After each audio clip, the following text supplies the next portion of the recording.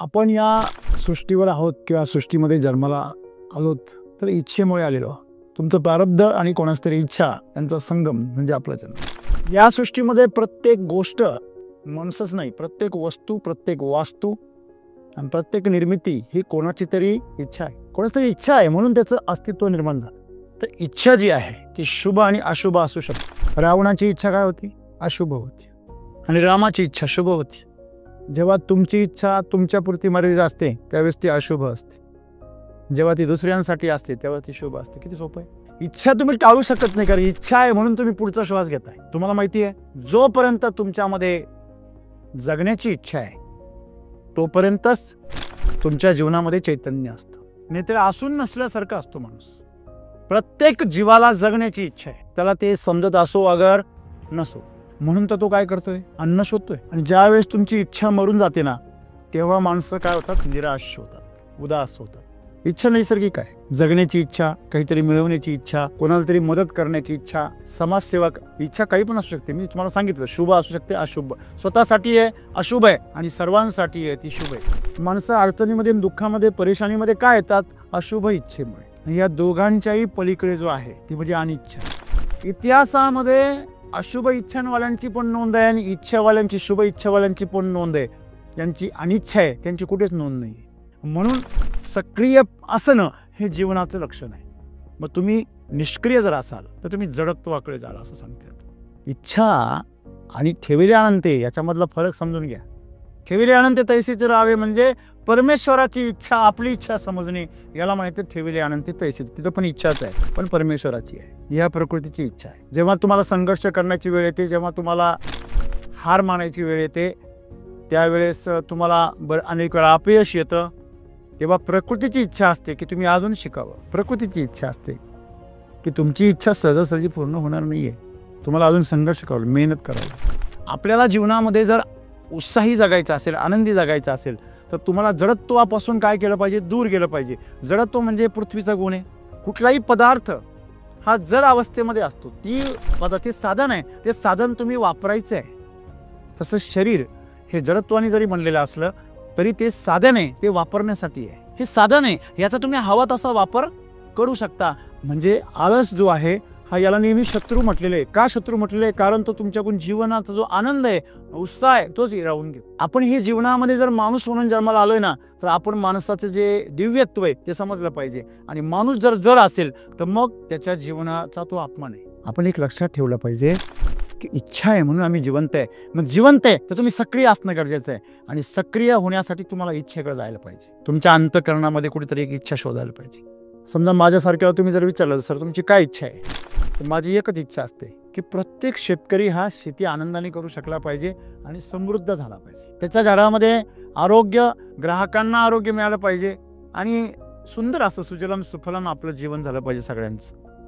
ही माझी इच्छा आहे. आता ही कधी पूर्ण होईल हे माहीत नाही, पण मी ती पूर्ण करण्याचे सतत काय सक्रिय. मला निरोगी राहायचंय ही माझी इच्छा आहे आणि मला आरोग्याचा प्रसार प्रचार करायचा आहे ही माझी इच्छा आहे.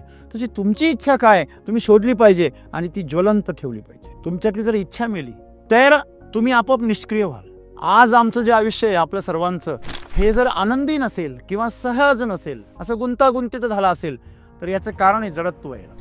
आपल्याकडे जडत्व फार लवकर येतं. माणसाला निष्क्रिय व्हायला काहीच वेळ लागत नाही. एखादी दुर्घटना घडू द्या, एखादी मनाविरुद्ध गोष्ट घडू द्या, हा लगेच संन्यासी. तुमच्या शरीरामध्ये ऊर्जा, बरेच जण म्हणतात सर जडत्व येतं, तर जडत्व येऊ नये म्हणून काय केलं पाहिजे?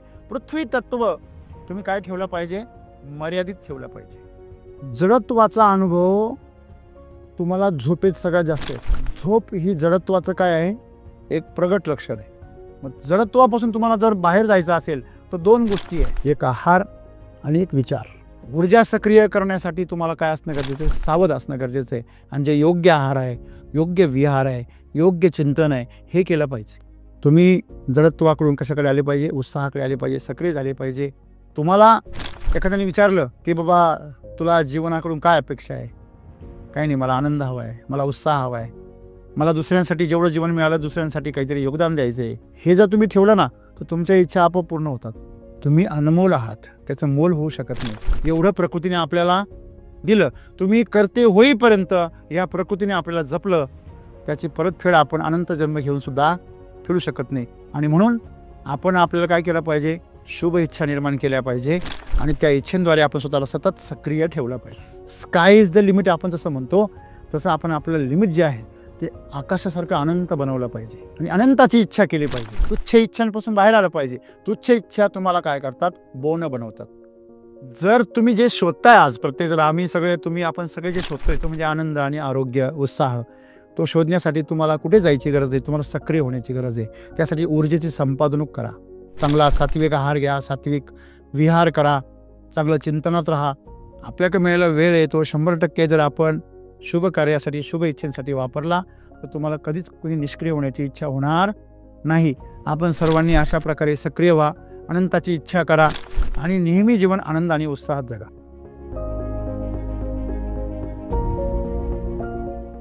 मित्रो, आपण या सृष्टीवर आहोत किंवा सृष्टीमध्ये जन्माला आलोत तर इच्छेमुळे आलेलो आहोत. तुमचं प्रारब्ध आणि कोणाच तरी इच्छा यांचा संगम म्हणजे आपला जन्म. या सृष्टीमध्ये प्रत्येक गोष्ट, माणसंच नाही, प्रत्येक वस्तू, प्रत्येक वास्तू आणि प्रत्येक निर्मिती ही कोणाची तरी इच्छा आहे. कोणाची तरी इच्छा आहे म्हणून त्याचं अस्तित्व निर्माण झालं. जीवन आहे तर इच्छा आहे.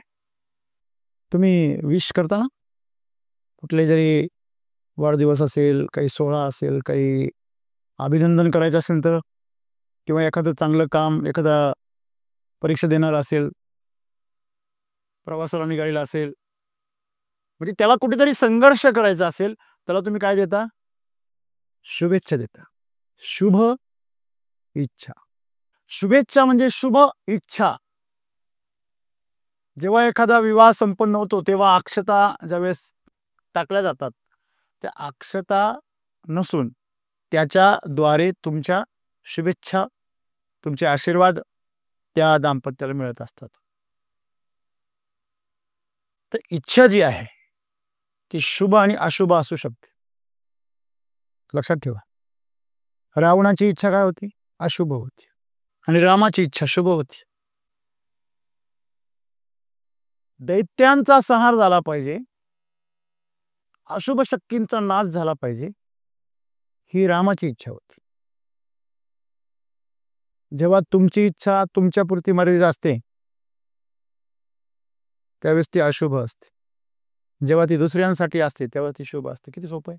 इच्छा तुम्ही टाळू शकत नाही, कारण इच्छा आहे म्हणून तुम्ही पुढचा श्वास घेताय. तुम्हाला माहिती आहे, जोपर्यंत तुमच्यामध्ये जगण्याची इच्छा आहे तोपर्यंतच तुमच्या जीवनामध्ये चैतन्य असतं. नाही तर असून नसल्यासारखं असतो माणूस. घरातून बाहेर पडायचं म्हटलं तरी इच्छा लागते किंवा प्रेरणा लागते. आपल्या जीवनामध्ये फक्त जगायचं आहे तर तुम्ही इच्छा नसली तरी तुम्ही जगू शकता. एखादं दगड आहे, त्याला जगायची इच्छा आहे का, त्याला अस्तित्व राहण्याची इच्छा आहे का, तरी पण तो जगतो. प्रत्येक जीवाला जगण्याची इच्छा आहे, त्याला ते समजत असो अगर नसो. तो प्राणी असो, पक्षी असो, अगदी सूक्ष्म जीवाणू का असे ना, त्याला जगायची काय इच्छा आहे. म्हणून तर तो काय करतोय, अन्न शोधतोय. अन्न का शोधतो, तर माणसाचं सोडून द्या, माणूस का खातोय हे त्याला शेवटपर्यंत कळत नाही. डॉक्टर सांगतो तू का खातो. खाण्याची इच्छा ही तुमच्या जगण्याचं कारण आहे, परंतु ती इच्छा एवढी वाढली की नुसतं खातोच आहे. अन्न खाऊन नाही भागत, मग चारा खातो, मग पैसे खातो, एखादं पद खातो, सन्मान खातो. काय खावं याला काही मर्यादाच नाही. ही इच्छा नाही आहे, ही विकृती आहे. म्हणजे जगण्यासाठी इच्छा नैसर्गिक आहे, कारण त्याशिवाय झाडाची मुळं सुद्धा अन्नाच्या शोधामध्ये पुढे निघणार नाही. इच्छा आहे त्यांना अन्नाची. आणि ज्यावेळेस तुमची इच्छा मरून जाते ना, तेव्हा माणसं काय होतात, निराश होतात, उदास होतात. बघा, उदासी संत पण असतात आणि सांसारिक मनुष्य सुद्धा उदास होतो. त्या दोघांमध्ये फरक आहे. प्रपंच रचना सर्व ही भोगुनी त्यागेली, हे उदासी पण सांसारिक माणसाचं आहे का, नाही, हे संन्यासी माणसाचं आहे. आणि प्रपंच रचना वैतागून त्यागेली, ती बी थोड्या काळासाठी. हा माणसाचं स्मशान वैराग्य आहे. हा स्मशानात जाताना म्हणतो काय खरं नाही आयुष्याचं. की कोणी येताना म्हणतो ट्रॅक्टर पोरांनी नेलाय मग व्यवस्थित चालवितो का नाही, मित्रांनी मोटरसायकल नेली पेट्रोल संपितो का काय. ही प्रपंच रचना भोगलेलीच नाही. आपल्या जीवनामध्ये जी इच्छा आहे ती इच्छा आपल्याला सक्रिय करते, एवढं तर कळते आपल्याला. इच्छा नैसर्गिक आहे.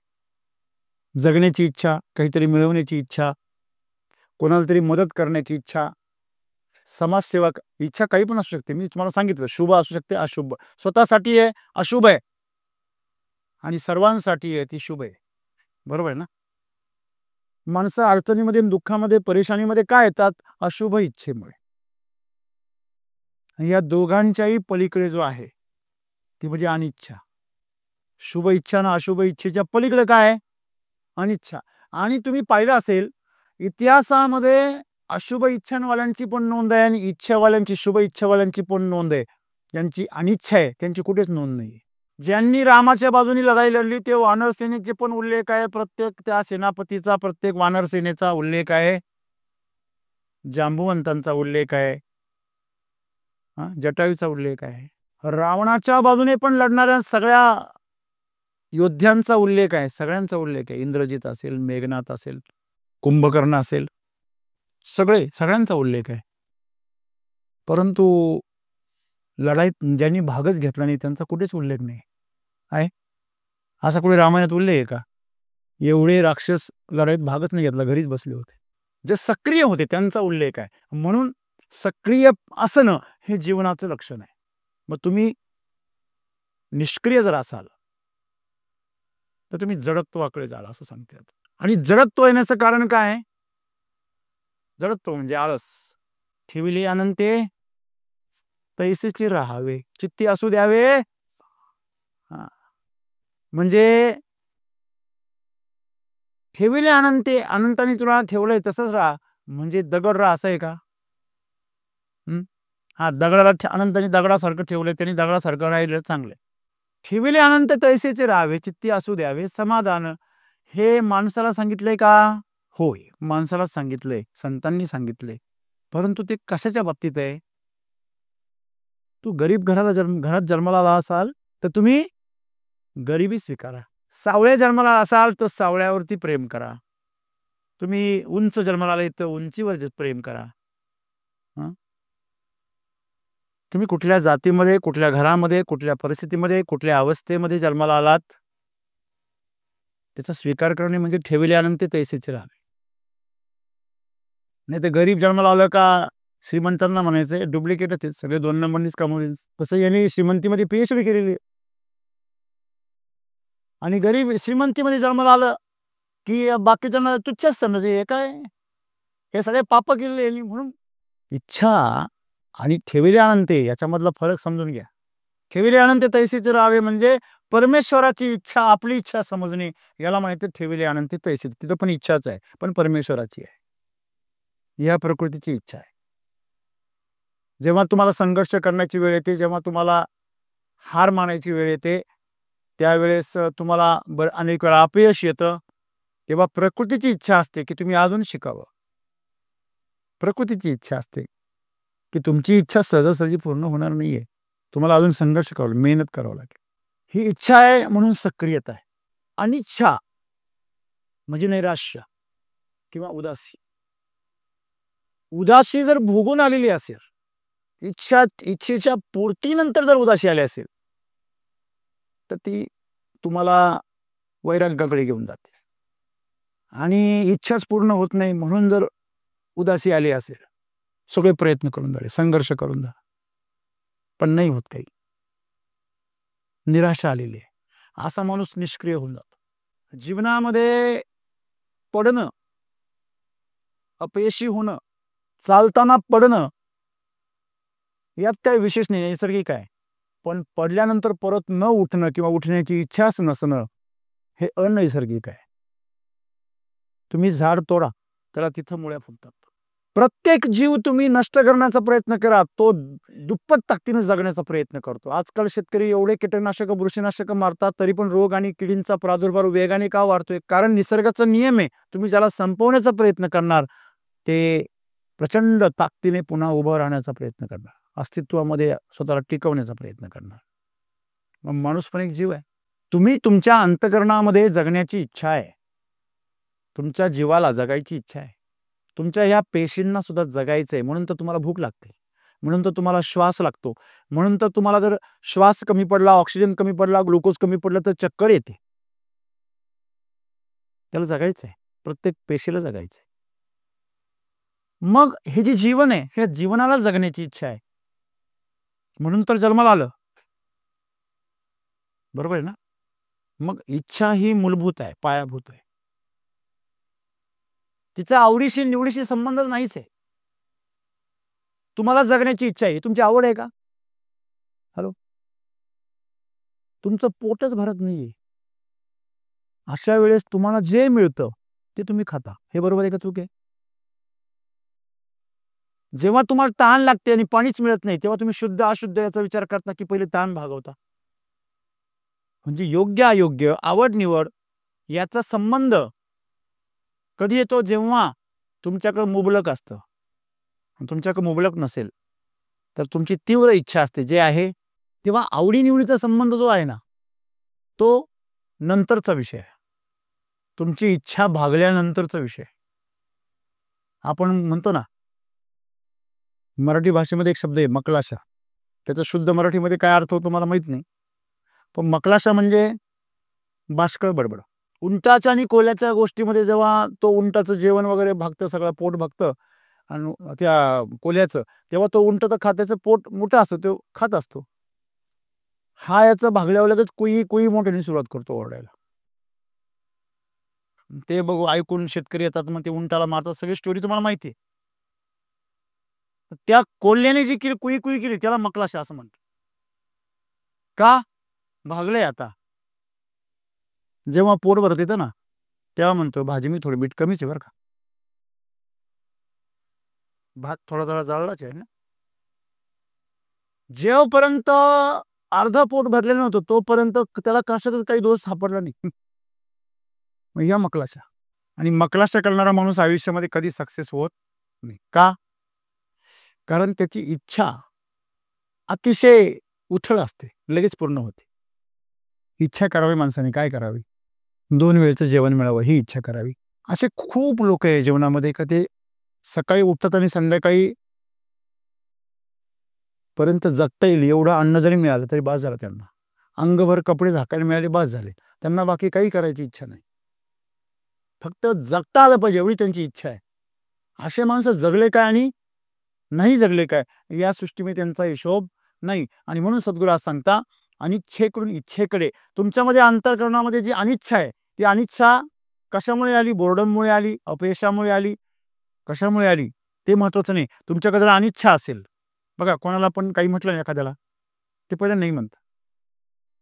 आपण कुठलीही गोष्ट जर एखाद्याला सांगितली, जो आळशी असतो ना आळशी, त्याला तुम्ही काही पण म्हणायला जा, ते तोंडामध्ये नाही हे भिजलेलंच असतं. तुमच्या अंतःकरणामधून ज्यावेळेस नाही बाहेर पडतं, प्रकृती आहे मध्ये आहे, हो मध्ये आहे, नाही मध्ये विकृती आहे किंवा मृत्यू आहे. जेव्हा तुम्ही नाही म्हणता, तेव्हा तुम्ही सांगता की माझी इच्छा नाहीये. बरोबर आहे? आणि इच्छा नसलेला माणूस काय असतो? सुस्त असतो. आता मला सांगा, तुम्हाला जर तुमचं आयुष्य आणि आनंदी करायचं आहे आणि सहज बनवायचं आहे, तर तुमच्याकडे आळस असेल तर ते आनंदी होईल का? आळसी माणूस कधी तुम्ही आनंदी कधी पाहिला? जेव्हा तो सुस्तावलेला असतो तेव्हा. तेव्हा तो आनंदी नसतो, तेव्हा तो सुस्तावलेला असतो. सुस्ती आणि मस्ती फार मोठा फरक आहे. हा, माणसाने जीवनामध्ये मस्तीत जगलं पाहिजे का सुस्तीमध्ये?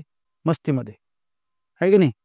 प्रत्येकाला मस्ती करावीशी वाटते, पण तो म्हणतो नाही स्वस्त नाही, त्याची किंमत मोजावी लागते. हा, उड्या मारल्या एवढ्या नंतर उठवणच, मस्ती महागात पडली. मित्रांनो, आपल्याला जीवनामध्ये जर उत्साही जगायचं असेल, आनंदी जगायचं असेल, तर तुम्हाला जडत्वापासून काय केलं पाहिजे? दूर गेलं पाहिजे. जडत्व म्हणजे पृथ्वीचा गुण आहे. बरोबर आहे.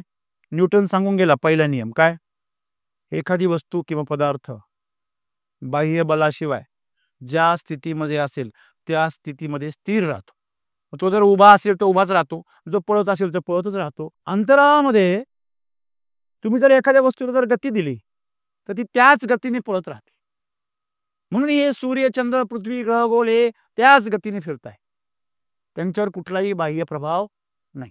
न्यूटनच्या पहिल्या नियमाप्रमाणे फिरत आहे. मग पृथ्वीवर हा नियम लागू का होत नाही? कारण पृथ्वीवर गुरुत्वाकर्षण बल आहे प्रचंड, न्यूट्रल नाहीये. पृथ्वीची प्रचंड इच्छा आहे खाली खेचण्याची, त्याला जडत्व असं म्हटलेलं आहे. तुम्ही जेव्हा उभे राहता तर ग्रॅव्हिटी किती असते? 0 असते. आणि तुम्ही 0 ग्रॅव्हिटीमध्ये किती वेळ तुम्ही उभा राहिला तुम्हाला काहीच नाही होणार. तुम्ही जर असे उभे राहिले, तुम्ही असे उभे राहिले, तुम्ही असे राहिले, तुम्ही असे राहिले, तुमची ग्रॅव्हिटी तुम्हाला खाली खेचणार. आणि म्हणून माणसाने उठावं कसं, बसावं कसं, राहावं कसं, खावं कसं, हे सगळ्या गोष्टींना पद्धत आहे. जेव्हा जेव्हा तुम्ही उत्साही असता आणि प्रचंड आनंदी असता तेव्हा तुमची जी गेस्चर आहे, बॉडीची जी काही तुमची पोझिशन आहे, ही 100% 0 ग्रॅव्हिटीमध्ये असते. आपोआप सहज असतं. माणूस 0 ग्रॅव्हिटीमध्ये सहज असतो. आणि जेव्हा तो कुठल्या तरी अँगलला झुकतो काही डिग्रीमध्ये, त्याला प्रचंड शक्ती खर्च करावी लागते. आणि मग त्याला थकवा येतो, आपोआप थकवा येतो. माणसांना उभा उभा थकवा येतो, कारण ते 0 ग्रॅव्हिटीमध्ये उभे राहत नाही. तसं आमचं जे आयुष्य आहे, हे आयुष्य सहज आणि आनंदी जर करायचं असेल तर आम्हाला जडत्वापासून मुक्त व्हायला पाहिजे. जर पंचमहाभूतांमध्ये तुम्ही पृथ्वीचं तत्व पाहिलं, हे तुम्हाला स्थैर्य देतं, तुम्हाला आधार देतं, तुम्हाला भौतिक अस्तित्व देतं. पृथ्वी तत्वामुळेच तुम्ही एकमेकाला बघता, स्पर्श करता. या सगळ्या गोष्टी ज्या दिसतात या इंद्रियांना, या फक्त पृथ्वी तत्वामुळेच दिसतात. जसं एखादी गाडी आहे, त्याच्यात जर ड्रायव्हर नसेल किंवा असेल भी जरी ती जर बंद असेल, ती काय असते? काय असते? उभी असते. उभी असते ना? का तुम्ही पाहिलं? गाडी आपोआप चालते. जरी चालली तर तिला कमांड दिलेली आहे म्हणून चालते ती रिमोटवरती. बरोबर आहे? म्हणजे कुठलाही पदार्थ हा जड अवस्थेमध्ये असतो. ते साधन आहे, ते साधन तुम्ही वापरायचं आहे. तसं शरीर हे जडत्वाने जरी बनलेलं असलं तरी ते साधन आहे, ते वापरण्यासाठी आहे. जेव्हा वापरायचं नाही तेव्हा तुम्ही ठेवून दिलं, पण जेव्हा वापरायचे पूर्ण शक्तीने वापरलं पाहिजे. आपण साधन वापरायच्या वेळेस बघा, दुसऱ्यांनी जर तुमच्याकडे जर मोटरसायकल मागितली किंवा कार जर मागितली, तुम्ही म्हणता नाही हो जरा ते तिथे जरा आहे ना व्हील अलाइनमेंट बेस खराब झालेला आहे. नाही नाही तिच्या मागचं चाक आहे ना पंक्चर आहे. नाही, हवा तर दिसतीये, नाही आत्ताच मारली मी. आपण अनेक कारणं सांगतो, त्याच्यामध्ये दोष काढतो. काय काढतो? दोष. तसं हे शरीर आहे, हे साधन वापरताना आपण खूप कारणं, आपलं मन जे आहे ते कारणं काढतो, अनेक कारणं सांगतो. शाळेत जाताना आपण मास्तरला म्हणायचो का रे, का रे काल शाळेत का नाही आलं? सर डोकं दुखत होतं. एवढी प्रॅक्टिस केली आपण का आता आजकाल खरंच दुखतं. शरीर सुद्धा तुमच्या मनाची नाटकं प्रत्यक्षामध्ये उतरवायला लागलो. बऱ्याच लोकांचे डॉक्टर लोक सांगतात की बऱ्याच लोकांचे जे आजार आहे हे सायकोलॉजिकल आहे. तुम्ही जर असे ऑटो इम्युन डिसीज आहे, तुम्ही स्वतःवर तयार केलेले जे आजार आहे, अशा आजारांची जर यादी काढली तर डायबिटीज सारखे तुमचं शरीर सुद्धा तुमच्या शरीरावर हल्ला करतं काही दिवसांनी. आणि हा म्हणतो माझं डोकं खराब, याचं खराबच कर. मग समोरच्याला तुम्हाला सांगायचं नाहीये ते तुम्ही फार आनंदी आहात, तुम्ही लगेच तोंड सोडून देता.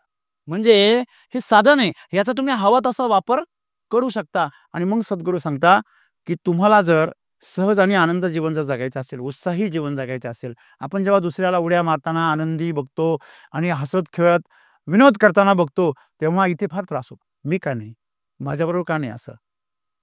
दुसऱ्याला यश मिळताना, तो आनंद लुटताना जेव्हा बघतो तेव्हा आम्हाला खूप त्रास होतो. नसेल होतं तुम्ही पण दगड असाल किंवा संत असाल.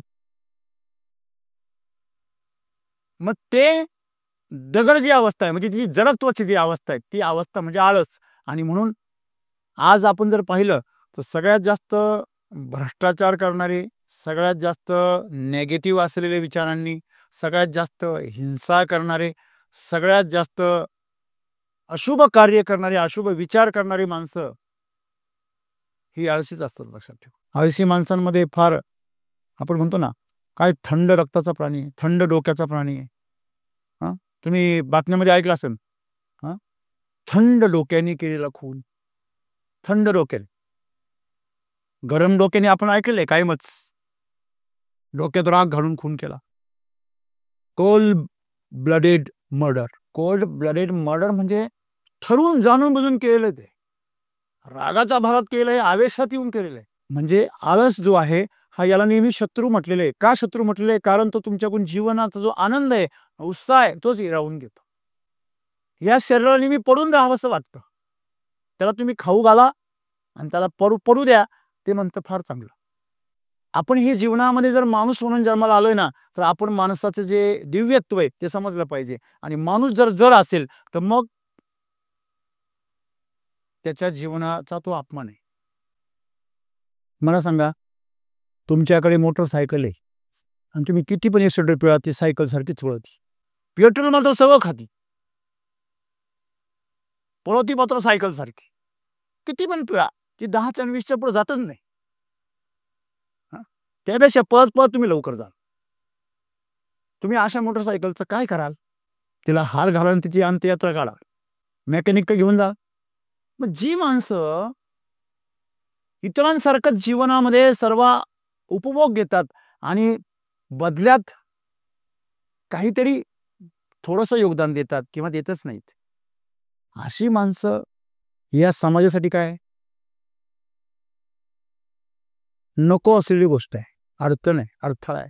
म्हणून दुबई सारख्या ठिकाणी तुम्ही गेला आणि तिथं जर बिझनेस टाकला आणि तुम्ही बिझनेस जर फेल केला तर तुम्हाला लगेच कोर्टात खेचतात, लगेच तुमच्यावर दंड, तुमच्यावर लगेच केस. का रे बाबा? इथं जर तुम्हाला जर बिझनेस करायचा असेल तर सक्सेसच व्हावं लागेल, फेल व्हायचा चान्स नाही. तुम्ही गाडी घेतली आणि तिथं धुली नाही तरी तुम्हाला दंड. अरे माझी गाडी आहे, मी धुई नाही. म्हणजे आपल्याला हे कळलं पाहिजे ते देश जगात पुढे का आहे, कारण त्याने असे कायदे बनवले. आळसाला थारा नाही, काहीतरी करा नाही तर मरा.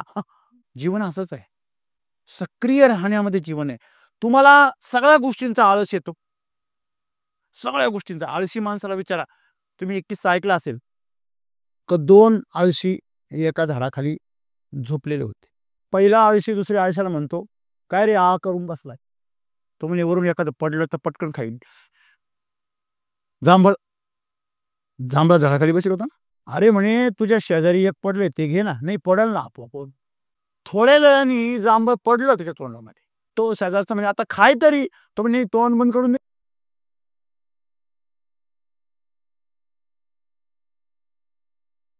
मित्रांनो, त्या आळशी माणसाला तुम्ही विचारा, काय रे बाबा, तुला श्वास घ्यायचा का बरं कंटाळा येत नाही? त्याचा बी आळस यायला पाहिजे तुला. कारण श्वास घेणं ही तुमच्या प्राणांची इच्छा आहे, म्हणून जिवंत आहे तुम्ही. तुमची इच्छा नाहीये, तुमच्यातला जीव तरफडतो आणि म्हणून तुम्ही श्वास घेता. ते जर तुम्हाला माहिती आहे, तुम्ही सायन्समध्ये शिकलात की काही इंद्रिय ऐच्छिक आहे आणि काही इंद्रिय अनैच्छिक आहे, तुमच्या इच्छेच्या पलीकडे आहेत, म्हणून तुम्ही जिवंत आहे. नाही त्याला राग आला आणि श्वासच घ्यायचा बंद केला, त्याला एवढा कंटाळा आला, वैतागला की त्याने श्वासच घ्यायचं बंद केलं. म्हणजे हे जे आपण म्हणतो श्वास अनैच्छिक क्रिया आहे. तुमच्या इच्छेवर तुमचं हृदय वेगवान होऊ शकतं, थोडं स्लो होऊ शकतं, पण बंद नाही पडू शकत. कारण तुम्हाला माहिती बंद पडल्यावर काय होईल. 4-5 जण येऊन छाती दाबतील जोरजोरात, हाडं मोडेपर्यंत. मित्रांनो, आपण एक लक्षात ठेवलं पाहिजे की इच्छा आहे म्हणून आम्ही जिवंत आहे. मग जिवंत आहे तर तुम्ही सक्रिय असणं गरजेचं आहे, आणि सक्रिय होण्यासाठी तुम्हाला इच्छेकडे जायला पाहिजे. तुमच्या अंतःकरणामध्ये कुठेतरी एक इच्छा शोधायला पाहिजे. आपण कुठे जर गेलो, एखाद्या ठिकाणी नवीन ठिकाणी जर गेलो, तर बघा बऱ्याच गोष्टी असतात. ज्यावेळेस विद्यार्थी शिक्षण अवस्थेमध्ये असतात तेव्हा त्यांना इच्छाच नसते. ते अभ्यास करा, ते कॉलेजला जा, ते सगळे लेक्चर्स अटेंड करा, त्याच शिक्षकाचा दररोज चेहरा पहा, तो कपडे पण तेच घालतो दररोज, असा बोर होऊन जातो, आहे की नाही? पण अशा कंडिशनमध्ये तुम्हाला एखादा जोडीदार भेटला, एखादा मित्र भेटला, एखादी मैत्रीण भेटली आणि तुमची जर घट्ट मैत्री झाली, तर तुम्ही अक्सर कॉलेजमध्ये बघा, मित्र-मैत्रिणी फार फेमस असतात. कॉलेज संपल्यानंतर किंवा कॉलेजच्या अगोदर हायस्कूलमध्ये किंवा मराठी शाळेमध्ये पण हीच परिस्थिती आहे. पण शक्यतो जेव्हा एक परिपक्व अवस्था येते माणसाची कॉलेजमध्ये, विशेष करून हायस्कूल आणि कॉलेजमध्ये, तेव्हा मित्र-मैत्रिणींचा फार गराडा असतो. त्याचं कारण आहे, त्या मित्राच्या किंवा मैत्रिणीच्या ओढीने आपण ते बोरिंग काम करत असतो. जे नको असतं, जे आवडत नाही आपल्याला, तरी पण आपण करतो. मग इच्छा कशी निर्माण होते? त्या मित्राला भेटायचे, त्या मैत्रिणीला भेटायचे, तिच्याबरोबर 4 गप्पा शेअर करायच्या. या इच्छेने, त्या ओढीने आपण तिला एक इच्छा निर्माण करतो, तिला एक प्रेरणा निर्माण करतो आणि म्हणून ते कॉलेजचं जीवन आम्हाला काय वाटतं, सगळ्यात जास्त टेन्शनचं असून सुद्धा एकदम रंजक वाटतं आणि त्याच्यामध्ये प्रकृतीने पण रोमांस घातलेला आहे. आपण एक लक्षात ठेवलं पाहिजे, जीवनामध्ये कुठलीही गोष्ट करताना जर तुमच्याकडनं जर ती गोष्ट साधारणपणे होत असेल, तर समजून घ्यायचं की तुमच्यामध्ये अशी कुठलीतरी इच्छा नाही जी तुम्हाला सक्रिय करू शकते. बरोबर आहे? आणि मग समजा माझ्यासारख्याला तुम्ही जर विचारलं, सर तुमची काय इच्छा आहे? तर माझी एकच इच्छा असते की प्रत्येक शेतकरी हा शेती आनंदाने करू शकला पाहिजे आणि समृद्ध झाला पाहिजे. त्याच्या घरामध्ये आरोग्य, ग्राहकांना आरोग्य मिळालं पाहिजे आणि सुंदर असं सुजलाम सुफलाम आपलं जीवन झालं पाहिजे सगळ्यांचं. ही माझी इच्छा आहे. आता ही कधी पूर्ण होईल हे माहित नाही, पण मी ती पूर्ण करण्याचे सतत काय आहे? सक्रिय. मला निरोगी राहायचंय, ही माझी इच्छा आहे आणि मला आरोग्याचा प्रसार प्रचार करायचा आहे, ही माझी इच्छा आहे. तशी तुमची इच्छा काय तुम्ही शोधली पाहिजे आणि ती ज्वलंत ठेवली पाहिजे. तुमच्यातली जर इच्छा मेली तर तुम्ही आपोआप निष्क्रिय व्हाल.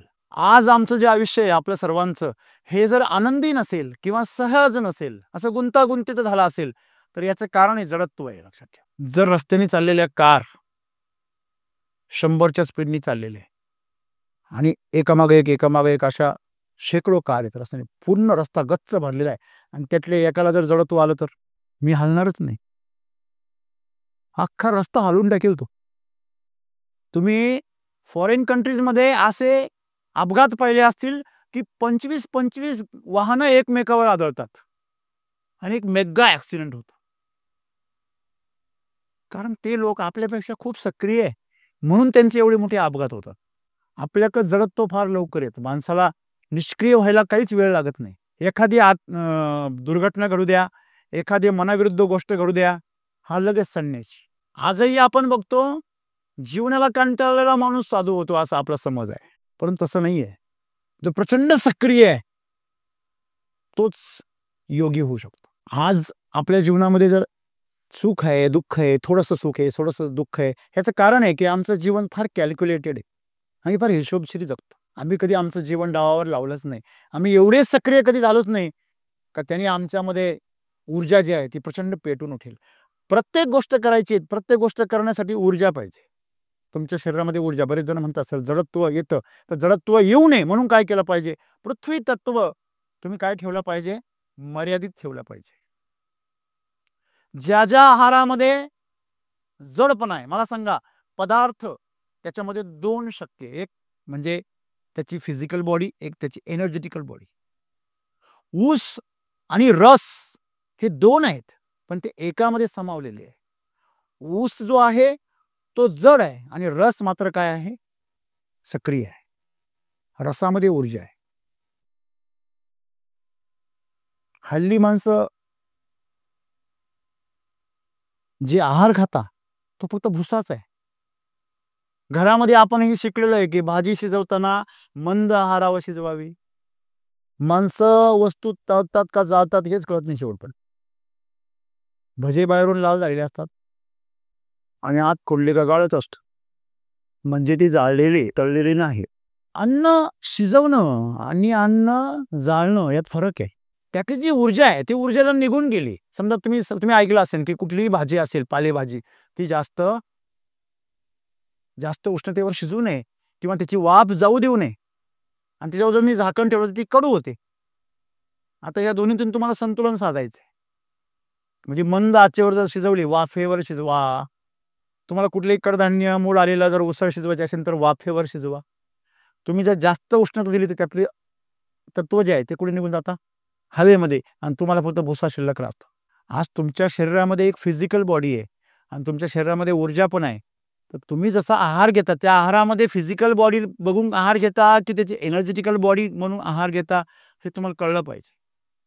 तुम्हाला मी जर म्हटलो की कडुनिंबाच्या पाल्यामध्ये प्रचंड ऊर्जा शक्ती आहे, जीवनशक्ती आहे, तुम्ही खा, तुम्ही म्हणाल कडुलिंबाचा पाला लय कडू आहे. म्हणजे तुम्ही वॉचमनला खुश करण्यासाठी जगता जिभेला, बरोबर आहे. म्हणजे आम्हाला काय गरजेचं आहे याची इच्छा निर्माण तुम्हाला आपोआप शरीराला होते, पण तुम्ही त्या इच्छेपर्यंत त्याला जाऊ दिलं पाहिजे. तुम्ही जर त्या गोष्टी केल्या ज्या इच्छा तुमच्या प्रबळ झाल्या, तुम्हाला जर आरोग्याची इच्छा झाली, तर तुम्हाला काय खावं आणि काय नाही खावं याचं काय होईल, सेन्स येईल. पण तुम्हाला खाण्याची इच्छा होते, प्रक्रियेची तुम्हाला इच्छा होते, परिणामांची नाही. आपली इच्छा कशी आहे, आपली आवड निवड का निर्माण झाली. आता अन्न कशा करता खातो, जिभेसाठी खातो की पोटासाठी, या शरीरासाठी, शरीराच्या पोषणासाठी. पण आम्ही खुश कोणाला करतो, जिभेला. म्हणून आवड निवड निर्माण झाली. तुम्ही वॉचमनला जर मालक करायला लागले तर तुमची हीच अवस्था होणार आहे. आमचे समज चुकीचे, अज्ञान आहे. कारण आमच्याकडे ते पण आळस आहे का, खोलात आम्ही जात नाही, कुठल्याही गोष्टीच्या खोलात आम्ही जात नाही. आणि म्हणून सद्गुरू आम्हाला सांगता की तुम्ही जर आज ज्या अवस्थेमध्ये आहात, जडत्व आलेले प्रत्येकाला, आणि प्रत्येकाला आळस आहे, प्रत्येकाला हा मेंदू बधीर करायचा आहे. माणसांना सगळ्यात प्रिय काय असते, एक तर झोप. काय प्रिय असते सगळ्यात जास्त, काय असते, झोप. तुम्हाला माहिती आहे अनावश्यक झोप ही पण एक नशा आहे. जडत्वाचा अनुभव तुम्हाला झोपेत सगळ्यात जास्त येतो. झोप ही जडत्वाचं काय आहे, एक प्रगट लक्षण आहे. ज्याला झोप सगळ्यात जास्त प्रिय आहे त्याने ओळखायचं की आपलं जीवन काय आहे, मृत्यूकडे चाललेलं आहे. वेगाने सर्वांचाच मृत्यूकडे जाणार आहे, परंतु ते अतिशय वेगाने जाणार आहे. तुम्हाला जर या जडत्वातून बाहेर यायचं असेल तर तुम्हाला काय करावं लागेल, तुमची ऊर्जा तुम्हाला जागृत करावी लागेल. सक्रिय तुम्ही तेव्हाच राहाल जेव्हा आतून तुम्ही ते धक्का द्यायलाय. तुम्ही छटाकाने आत पाव खाणार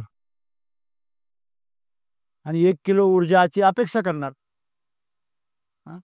किंवा तुम्ही याच्या उलटे जाऊन तुम्ही अवाजवी खाणार आणि पचवण्यामध्ये तुमचे इंद्रिय थकून जाणार. या दोन्ही अवस्था तुम्हाला जडत्वाकडे घेऊन जातात. हे शरीर कमकुवत करणं हे पण एक जडत्वच आहे, आणि ते त्याच्यामध्ये अति इंधन टाकणं ते पण काय, जडत्व आहे. आणि म्हणून सम्यक आहार म्हटलेलं आहे. मग जडत्वापासून तुम्हाला जर बाहेर जायचं असेल तर 2 गोष्टी आहे, एक आहार आणि एक विचार. जसा शरीराला थकवा येतो ना, तसा मनाला पण थकवा येतो, आणि मन सुद्धा जड होतं माणसाचं. मग शरीराचा थकवा हा आळस नाहीये, मनाचा थकवा हा आळस आहे. मग जडत्व शरीराला आहे आणि त्याचं प्रतिनिधित्व कोण करतं, मन करतं, तुमचे विचार करतात.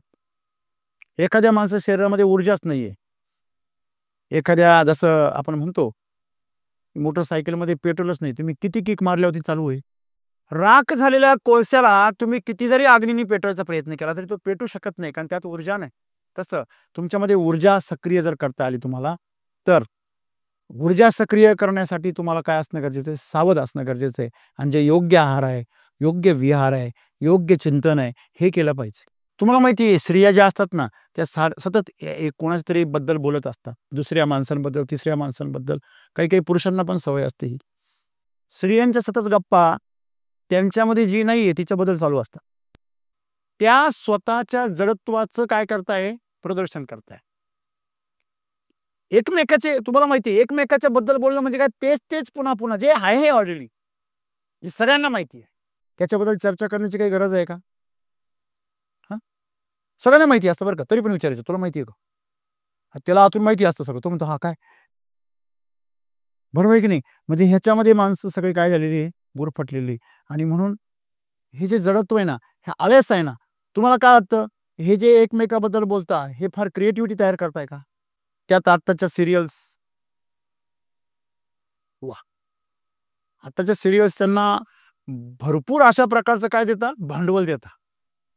आणि मी अनेक घरांमध्ये पाहिलं तर लोक तेच डायलॉग मारतात घरामध्ये.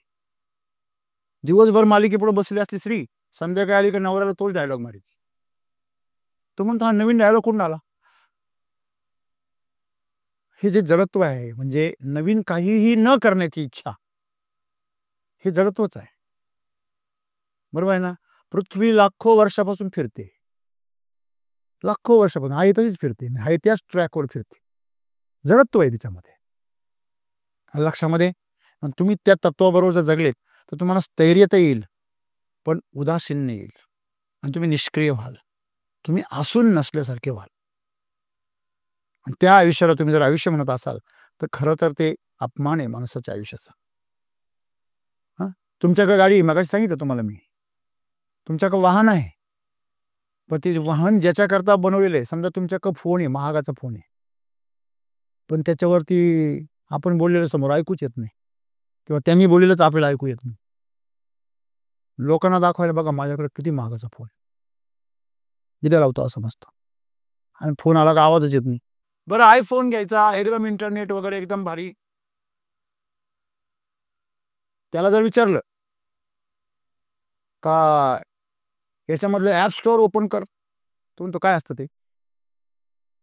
आणि ते कसं चालू करायचं?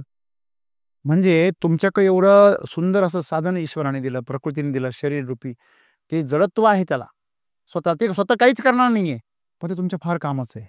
तुम्ही वापरलं तर. आणि म्हणून सद्गुरू म्हणता, तुम्हाला जर जीवन आनंदी करायचं असेल, सहज करायचं असेल, तर तुम्ही सतत काय राहायला पाहिजे? सक्रिय राहायला पाहिजे. तुम्ही तुमच्यामध्ये शुभ इच्छा निर्माण केल्या पाहिजे. आणि निष्क्रियतेतून स्वतःला बाहेर काढलं पाहिजे. नाहीतर तुम्ही अधोगतीकडे ओढले जाल. मग अधोगतीला जाण्यासाठी निगेटिव्ह लोक भेटतील.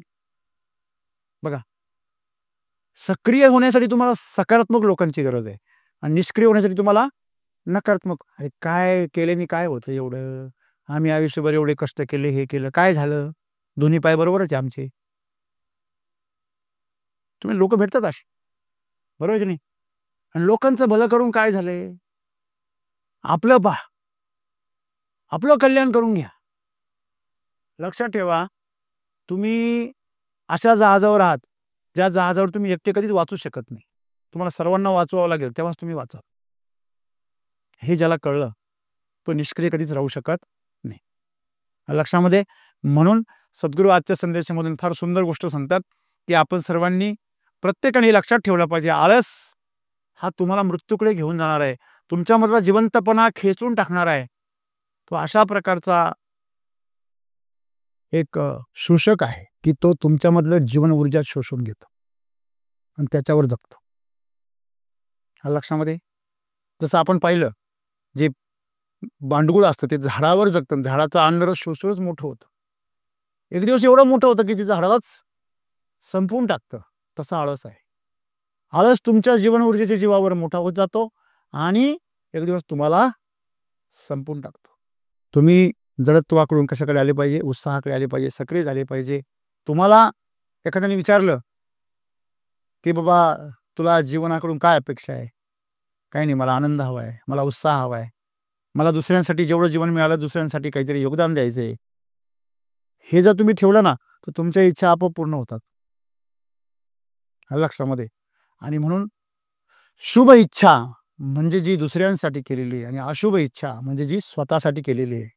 स्वतःसाठी सगळं मिळालेलंच आहे, अजून काय पाहिजे तुम्हाला? हां, आम्ही किंमत मोजली का? ह्याची काही किंमत मोजली? काहीच नाही. हवा आम्हाला मिळते, ऑक्सिजन मिळतो, त्याची काही किंमत मोजली का? कधीतरी जा आणि व्हेंटिलेटरवर, ज्या ऑपरेशन थिएटरमध्ये जो व्यक्ती त्या ठिकाणी व्हेंटिलेटरद्वारे ऑक्सिजन घेतोय, त्याचं किती बिल आलं ते मोजा जरा, आणि त्या हिशोबाने तुम्ही आतापर्यंत ऑक्सिजनचं बिल काढा तुमचं. तुम्ही आतापर्यंत किती भाकरी खाल्ल्या? एक प्लेट खायला गेले तर तुम्हाला ₹100 लागतात. तुम्ही आतापर्यंत किती आहार खाल्ला असेल? हिशोब करा. मित्रांनो, तुम्ही कोट्यावधी रुपये ऑलरेडी काय केलेले? हां, खर्च केले कोट्यावधी रुपये. हॅलो, तुम्ही अनमोल आहात. त्याचं मोल होऊ शकत नाही. एवढं प्रकृतीने आपल्याला दिलं. तुम्ही करते होईपर्यंत या प्रकृतीने आपल्याला जपलं, त्याची परतफेड आपण अनंत जन्म घेऊन सुद्धा फेडू शकत नाही. आणि म्हणून आपण आपल्याला काय केलं पाहिजे? शुभ इच्छा निर्माण केल्या पाहिजे, आणि त्या इच्छेद्वारे आपण स्वतःला सतत सक्रिय ठेवलं पाहिजे. स्काय इज द लिमिट आपण जसं म्हणतो, तसं आपण आपलं लिमिट जे आहे ते आकाशासारखं अनंत बनवलं पाहिजे. आणि अनंताची इच्छा केली पाहिजे. तुच्छ इच्छांपासून बाहेर आलं पाहिजे. तुच्छ इच्छा तुम्हाला काय करतात? बोनं बनवतात.